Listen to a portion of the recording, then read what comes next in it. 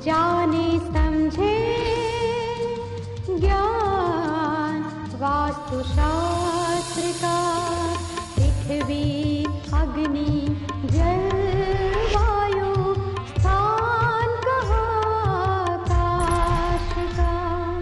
ओम वास्तु पुरुषाय नमो नमः।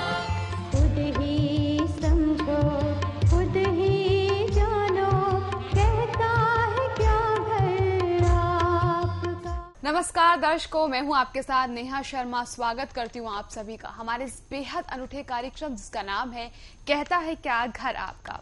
आपको दिशाओं के बारे में, किस दिशा में क्या होता है, अगर परेशानी है तो क्या उसका उपाय क्या हो सकता है। आप जानते हैं कि हम पिछले एपिसोड्स में लगातार नैऋत्य कोने के बारे में बात कर रहे हैं। नैऋत्य कोने का प्रवेश द्वार दुर्गति का कारक है, ये आपने हमेशा सुना होगा, ये बात सही भी है। नैऋत्य कोने में अगर किचन हो तो क्या होता है, बेडरूम हो तो क्या होता है, किस व्यक्ति को उस तरफ सोना चाहिए, ये आपने पिछले एपिसोड्स में इस कार्यक्रम के माध्यम से जाना। आज भी हम आपको जानकारी देंगे कि नैऋत्य कोने में अगर आप लोगों के टॉयलेट बाथरूम्स हैं या फिर आप लोगों ने सीढ़ी बनाई हुई है, स्टोर बनाया हुआ है, तो क्या क्या हो सकता है और उसका निवारण क्या होगा, सारी बातें जानेंगे। लेकिन उससे पहले स्वागत करते हैं हमारे साथ मौजूद वास्तु एक्सपर्ट मिस्टर महेश ज्ञानी जी का। ज्ञानी जी नमस्कार, स्वागत करते हैं। नमस्कार ज्ञानी जी, नैऋत्य के बारे में बहुत सारे प्रश्न अभी चल रहे हैं मेरे जहन में। आपसे जरूर पूछूंगी मैं कि अगर टॉयलेट बाथरूम हो, स्टोर हो, सीढ़ी हो तो क्या होता है। लेकिन उससे पहले मुझे अच्छी तरह से याद आ रहा है नैऋत्य के बारे में एक प्रश्न। ऐसा कहा जाता है कि अगर पिताजी नैऋत्य कोने में ग्राउंड फ्लोर पे सो रहे हैं और बेटा नैऋत्य कोने में फर्स्ट फ्लोर पे सो रहा है तो बेटा पिता पे हावी हो जाएगा। इसमें कहाँ तक सच्चाई है, आप मुझे बताइए। पिताजी अगर नैऋत्य कोण में सो रहे हैं और वो बिजनेस में, जॉब में एक्टिव हैं तो उनको वहाँ सोना ही चाहिए। और बेटा भी अगर बिजनेस में, जॉब में एक्टिव है तो उसे भी वहाँ सोना चाहिए। लेकिन अगर बेटा 10th स्टैंडर्ड में है और नैऋत्य कोण में कमरा है तो फिर बेटे को आप 10th स्टैंडर्ड के बेटे को भी आप नैऋत्य का कमरा दे सकते हैं। अच्छा। और इस बात का भय कुछ वास्तुशास्त्री फैलाते हैं कि बेटा अगर नैऋत्य कोण में सोएगा तो अगर वो बाप नीचे सो रहा है और बेटा ऊपर सो रहा है तो बाप के ऊपर वो हावी हो जाएगा, बाप को दबा देगा। ये जो सोच है ये बहुत ही गलत सोच है, बहुत ही वाहियात सोच है। ऐसा कुछ नहीं होता है। एक बात आपको समझनी है कि नैऋत्य कोना एक अच्छा कोना है जहां स्थिरता है, जहां प्रगति है, ठीक है, और गुरु की दृष्टि वहां पर पड़ती है और गुरु उस व्यक्ति को न्याल करता है। अगर आप नीचे सो रहे हैं, जो आपको सोना चाहिए, नीचे सबसे ज्यादा पावर है, फिर ऊपर कम, फिर ऊपर कम, फिर ऊपर कम। अच्छा। हाँ, तो नीचे पिताजी सो रहे हैं और पहली मंजिल पे लड़का सो रहा है। अब वो चाहे 10वीं स्टैंडर्ड में, मतलब 15-16 साल का है, चाहे वो 20 साल का है, चाहे 30 साल का, चाहे 40 साल का है। जी। मैं ऐसा मानता हूं कि नैऋत्य कोण इतना अच्छा कोना है कि ये जो लड़का अगर नैऋत्य में सोना शुरू कर देगा और अगर वो शादीशुदा है और उसकी वाइफ भी वहां सोना शुरू करेगी तो ये दोनों सवेरे उठ करके सबसे पहला काम तो ये करेंगे ही कि माँ बाप के पाँव छुएं, या कम से कम घर से निकलने से पहले वो माँ बाप के पाँव छुएं, ठीक है। तो घर से निकलने से पहले अगर बेटा माँ बाप के पाँव छूता है और बहू सास ससुर के पाँव छूती है, इसका मतलब आप उनको सरेंडर करते हैं, आप उनको रिस्पेक्ट देते हैं, उनका आदर करते हैं और उनको मान पान कर रहे हैं, दे रहे हैं, ठीक है। अब इससे अच्छी व्यवस्था क्या हो सकती है, सही समझे। तो ये वो नैऋत्य कोण ही है जहां बल्कि बेटे को ये सूझबूझ आएगी कि नहीं, सुबह घर से निकलने से पहले मुझे माँ बाप के पांव छू के जाना ही चाहिए, उनका आशीर्वाद लेकर ही घर से निकलना चाहिए। ये विजडम कौन देगा उसको? नैऋत्य कोण देगा। अच्छा, आप समझे। क्योंकि गुरु की दृष्टि वहां पड़ी हुई है तो गुरु उसको वो विजडम देंगे कि बेटा सवेरे का काम जो है सबसे महत्व का वो ये है कि उठकर पांव छुओ, या कम से कम घर से निकलने के से पहले माँ बाप के पांव छू के निकलो।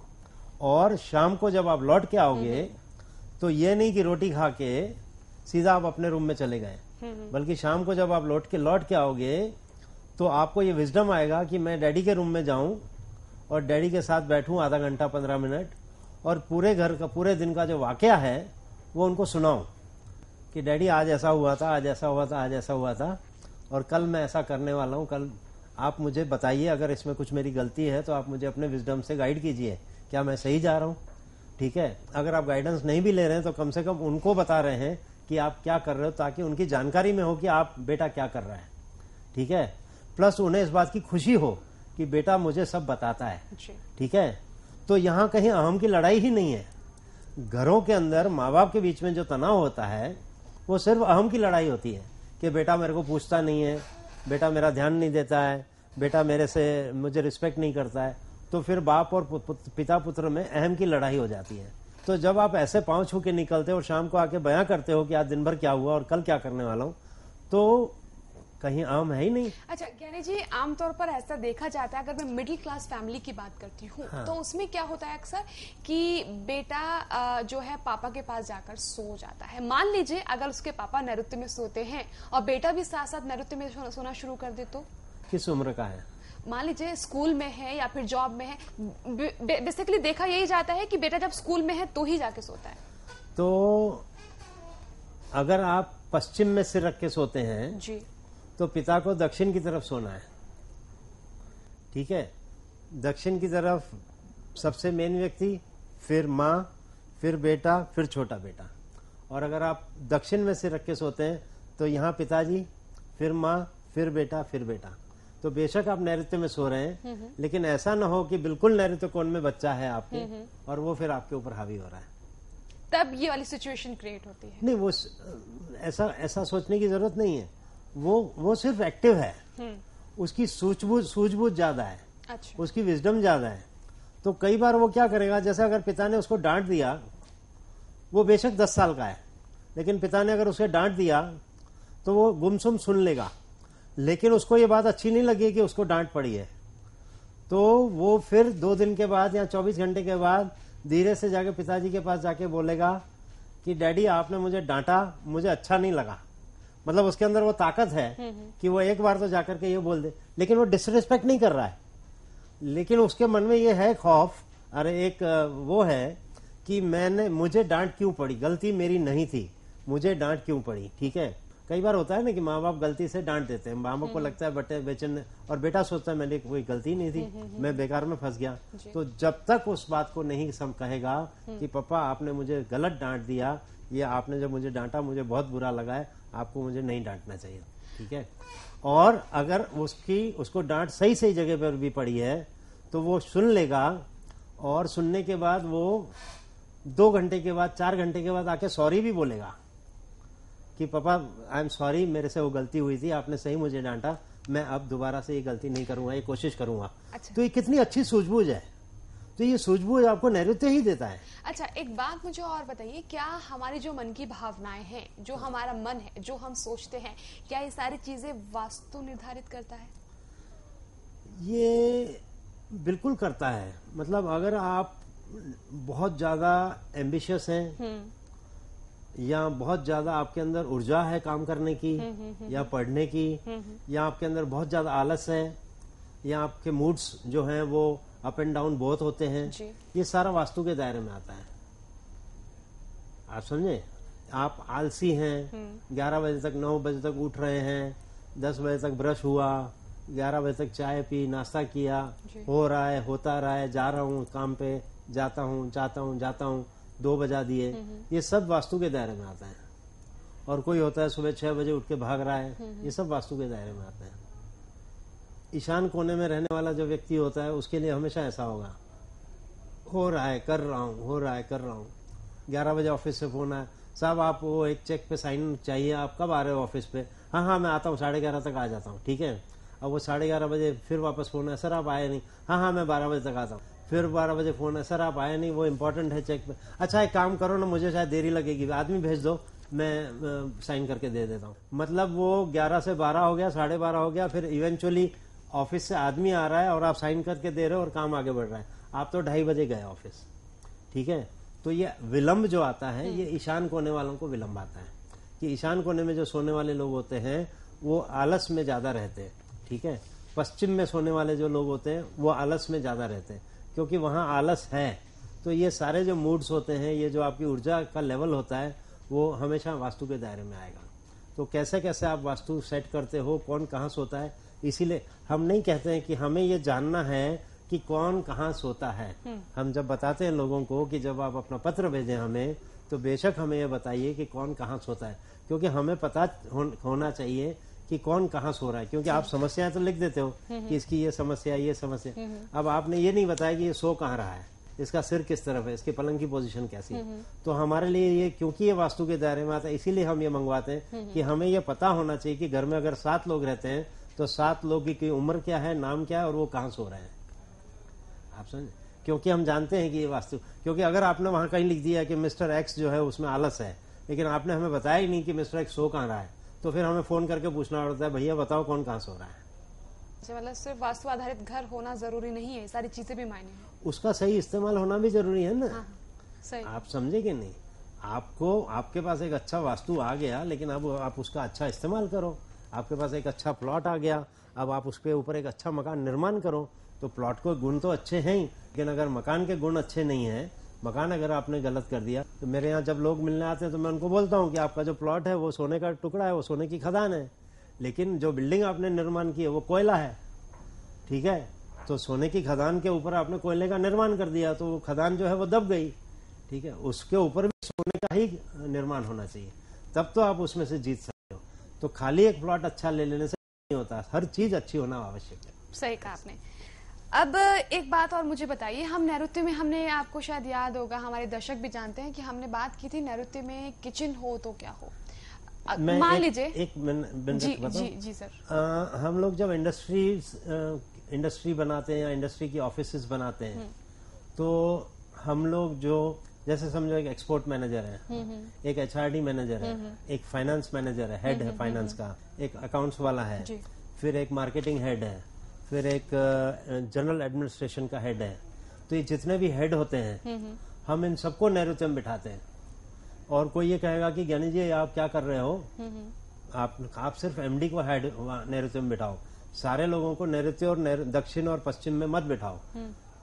अब सारा काम एमडी नहीं करता है, एमडी को तो क्या करता है, एमडी को तो हम बिठाते ही हैं नैऋत्य में, लेकिन एमडी क्या करेगा, जो चेयर पर्सन होगा वो तो काम बांटेगा। फाइनेंस हेड से कहेगा कि भाई आपको ये करना है, एक्सपोर्ट्स हेड से ये कहेगा आपको ये करना है, एचआर हेड से ये करना है। अब काम करने उसके जो 10 बाजू हैं, जो चेयरपर्सन है, जो मालिक है कंपनी, उसके जो 10 बाजू है, वो 10 बाजू काम करने वाले हैं ना। बिल्कुल। तो आप उनको अच्छा वास्तु दोगे तभी तो वो रिजल्ट लाके देंगे ना। आपने प्रोडक्शन वाले को कह दिया कि 31 तारीख तक मेरे 3 कंटेनर का माल तैयार कर दो, ठीक है, तो आप उसको एक अच्छा वास्तु दोगे तब तो वो नीचे जाके शॉप फ्लोर पे काम करवाएगा, प्रोडक्शन लेगा और प्रोडक्शन लेके 3 कंटेनर का माल तैयार करके रखेगा। 31 तारीख बोली है तो 28 तारीख को तैयार करके रख दे कि भाई आपका काम हो गया, तो अब ये टेंशन नहीं कि हो गया। ठीक है, तो ये कब कर पाएगा वो, आप उसको एक अच्छा वास्तु दोगे तब कर पाएगा ना। आप समझे कि नहीं भाई, 600 आदमी फैक्ट्री में काम कर रहा है, यूनियनिज्म नहीं होना चाहिए, सारे लेबर की वेलफेयर का ध्यान रखा जाए। तो अब एचआर वाले को अगर आप अच्छा वास्तु दोगे तब तो वो कर पाएगा। अब आप उसको अच्छा वास्तु दे ही नहीं रहे हो और आप उसके ऊपर प्रेशर डाल रहे हो कि तुम्हें ये काम करना है, तुम्हें ये काम करना है, वो कर ही नहीं पा रहा है, कर नहीं पा रहा है तो नौकरी छोड़ के चला जाएगा। उसके बजाय दूसरा बंदा आया, उसके ऊपर प्रेशर डाला, वो भी नहीं कर पा रहा, वो भी चला गया। ठीक है, तो आप कब तक फ्लोटिंग पॉपुलेशन पे चलोगे। आपकी इंडस्ट्री में ऐसा तो होना ही चाहिए कि जो भी आया वो कम से कम 15 साल नौकरी करके जाए। अगर वो फ्लोट कर जाते हैं, आए, काम किया 6 महीना 8 महीना 2 साल, फिर भाग गए, फिर 2 साल कोई और ट्रेन हुआ, फिर वो भाग गया, तो आप कंपनी की क्या चला रहे हो। तो जरूरी है कि आप उनको ऐसा वास्तु दो कि वो खुशी खुशी काम कर सके, उनके अंदर ऊर्जा बनी रहे और वो हमेशा टारगेट को पूरा करें। तो 10 बाजुओं को आपको अच्छा वास्तु देना है, तो आप अपने पुत्र को अच्छा वास्तु कैसे नहीं दोगे। जब आप जानते हो कि नैऋत्य कोण अच्छा कोना है, तो अगर आप नैऋत्य कोण में सो रहे हो तो आपको नैऋत्य कोण बेटे को देना ही है, बिल्कुल, बड़े बेटे को। ठीक है, तभी तो वो प्रगति करेगा, तभी तो आपने जो प्लेटफॉर्म तैयार किया है उस प्लेटफॉर्म को अब आगे उसको बढ़ाना है। आपने तो साइकिल के ऊपर मेहनत कर करके, ल्यूना के ऊपर मेहनत कर करके ये पूरा एम्पायर बनाया। आज घर के अंदर 4 गाड़ियां हैं। अब उसे आपने यहां से शुरू किया, यहां पहुंच गए, उसे यहां से शुरू करके यहां ले जाना है, तो वो तो अच्छा वास्तु दोगे तब ले जाएगा, नहीं तो फिर नीचे ले आएगा वापस। तो उसको नैऋत्य देना ही देना है। अब आप कहोगे, कोई वास्तुशास्त्री कहेगा नहीं नहीं जी आप उसे नैऋत्य नहीं दे सकते, तो इतना बड़ा एम्पायर वो संभालेगा कैसे। हम रोज देखते हैं ये कि पिता ने इतना बड़ा एम्पायर चालू कर दिया, अब वो फ्लैट में रह रहे हैं और एक नैऋत्य कोण है, उसमें पिताजी रह रहे हैं, वो अपना एम्पायर अच्छे से संभाल रहे हैं। लेकिन बेटे को देखो तो आपको लगेगा कि ये बेटा संभाल ही नहीं पाएगा इस एम्पायर को। क्यों? क्योंकि बेटा यहाँ अग्नि में सो रहा है, या वायु में सो रहा है, या ईशान में सो रहा है, और आपको उसके चेहरा देख करके आप बोल दोगे कि ये बेटा नहीं संभाल पाएगा इसके एम्पायर को, क्योंकि वो अब इतना फैल गया है कि इसके बेटे के बस की बात नहीं है। तो अगर बाप को रिटायर होना है तो धीरे धीरे वो हट जाए नैऋत्य से, ठीक है, बेटे को देवे नैऋत्य कोण। मैं तो बल्कि ऐसा कहूंगा, क्योंकि संभालेगा कौन? नीचे डाउन द लाइन 400 आदमी काम कर रहा है आपके अंदर। आपका इतना बड़ा एम्पायर है कि 400 आदमी की प्रजा जो है वो इस राजा पर निर्भर है ना। राजा सक्षम होगा तो 400 आदमी भी सक्षम है, अगर राजा ही सक्षम नहीं होगा तो 400 आदमी टूट जाएंगे। उनका 400 लोगों का घर किस पे चलता है? इसी राजा के बल पे चलता है ना। बिल्कुल। तो राजा का राज्य अगर अच्छे से चलाना है तो राजा को तो अच्छा वास्तु दो भाई। अच्छा, अगर कोई इंसान अपने घर में नैऋत्य में सोता है और अपने ऑफिस में वो नैऋत्य की दिशा का इस्तेमाल नहीं करता है तो अच्छी बात नहीं है, उसको करना ही चाहिए। और वो नहीं कर सकता, मान लीजिए कुछ ऐसी परिस्थिति पैदा हो जाती है, कुछ भी मान लीजिए आप नैऋत्य में नहीं बैठ सकता है तो दक्षिण में बैठे, दक्षिण में नहीं बैठ सकता है तो पश्चिम में बैठे, पर अग्नि में बैठे, पर पूरब में, ईशान में, उत्तर में, वायु में नहीं बैठ सकता है वो। आप समझे? अगर क्या कोई ऐसी परिस्थिति है कि वो नैऋत्य में बैठ ही नहीं सकता है तो सेकंड पावरफुल जोन कौन सा है भाई? वहां बिठाओ। थर्ड पावरफुल जोन कौन सा है भाई? वहां बिठाओ। ठीक है। और मैं तो ऐसी परिस्थितियां आती हैं जहां हम उनका ऑफिस नैऋत्य में नहीं बना सकते हैं, ठीक है, क्योंकि भाई वो चेयरपर्सन है तो उसको एक कम से कम 12 बाय 15 का, 15 बाय 20 का एक कमरा चाहिए, एयर कंडीशन चाहिए, बड़ा टेबल हो, कुर्सी हो। तो जब वो हमें बुलाते हैं तो जाहिर सी बात है कि वो कहीं ना कहीं पिटे हुए हैं, तो बोलते हैं नहीं जी ऑफिस तो हमें चाहिए और वहां बना नहीं सकते। कोई बात नहीं, आपको ऊपर आना है, दोबारा से लाइफ में ऊपर आना है, बिल्कुल आना है ज्ञानी जी, इसीलिए आपको बुलाया। ठीक है, आपकी ऑफिस यहाँ बना दो, फिलहाल तो गलत जगह पे आपकी नई ऑफिस यहाँ बनेगी, लेकिन नैऋत्य कोण में आप एक टेबल कुर्सी तो रख सकते हो ना। इतनी बड़ी फैक्ट्री, एक टेबल कुर्सी रखने की 4 बाय 4 की जगह तो है ना। हाँ, वो कोना खाली पड़ा, वहां एक कुर्सी रख दो, सुबह आकर के वहां आधे घंटा बैठना और उसके बाद जहां बैठना है बैठना, शाम को जाने से पहले 10 मिनट बैठना और वहां से आप चले जाना। रूल बना दो कि यहाँ इस कुर्सी पर कोई नहीं बैठेगा, सिर्फ मैं ही बैठूंगा। ये नहीं कि वो इधर उधर घूम रहे हैं तो कोई वर्कर जाके वहां बैठ रहे हैं, नहीं, वो कुर्सी उन्हीं की है, उनके नाम से है, और वो सुबह आधा घंटा वहां बैठेंगे और शाम को घर जाने से पहले 10 मिनट वहां बैठेंगे। उनके नाम की वो कुर्सी वहां होनी चाहिए। अच्छा, आप समझे? तो टेबल कुर्सी डालने की जगह हमेशा होती है, तो अगर केबिन बनाने की जगह नहीं है तो कोई बात नहीं, टेबल कुर्सी डाल दो, ठीक है। और मैं ये भी कहता हूं कि अगर हो सके तो ज्यादा समय यहीं बिताना। एसी को फिलहाल भूल जाओ, चेंबर को फिलहाल भूल जाओ, अपने को इस कंपनी को दोबारा से जगाना है और इसको दौड़ाना है। ये कंपनी है तो आप चेयरमैन भी हो, चेंबर भी होगा, सब कुछ होगा। कंपनी नहीं रहेगी तो फिर काय का चेंबर और काय के एमडी, ठीक है। तो जहां सर्वाइवल की बात आ जाती है, जहां ये बात आ जाती है कि जिंदा रहना है, कंपनी को जिंदा रखना है, तो फिर कोई नियम लागू नहीं पड़ता है। फिर कोई ऐसा जरूरी नहीं है कि भाई एमडी का चेंबर कहाँ है। भाई एमडी का चेंबर नहीं है, एमडी वो कोने में बैठते हैं। इस वक्त सवाल क्या है? कंपनी को जिंदा रखना है जी, ठीक है। अगर वो बात समझ में आ गई तो फिर उसके लिए करो, जो वास्तु के दायरे में आता है वो करो। अगर आप भी पूज्य दादाजी का आशीर्वाद प्राप्त करना चाहते हैं तो स्क्रीन पर दिखने वाले नंबर पर अपनी समस्या या रोग बताकर परम गुरु का आशीर्वाद प्राप्त कर सकते हैं। ये सेवा निःशुल्क है। हमारा पता है Vastu associates, 65 Sampath Rao colony, RC Dutt road, Vadodara, Gujarat. हमारे कॉन्टैक्ट नंबर्स हैं 098-791-08652, 5354, 60616263 और 099-250-48011।